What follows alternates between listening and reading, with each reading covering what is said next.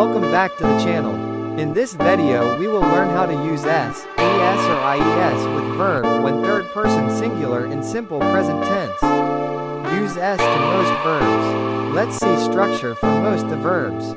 He, she, it plus base verb plus s plus object. Examples for most verbs. He plays football. She reads books. It rains every day.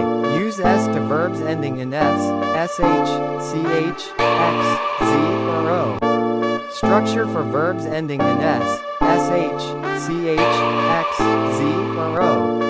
He, she, it plus verb plus es plus object. Examples for verbs ending in s, sh, ch, x, z, or o. He watches TV. That is watch end with ch, so we add es that becomes watches. She wishes for happiness.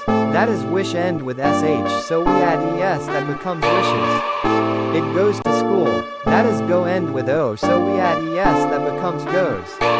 He fixes the car. That is fix end with x, so we add es that becomes fixes. Use ies to verbs ending with consonant plus y.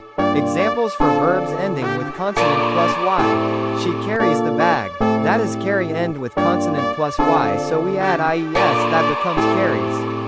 He tries to win. That is try end with consonant plus y, so we add ies that becomes tries. Quick recap: most verbs add s. Verbs ending in s, sh, ch, x, z, o add es. Consonant plus y change y to ies.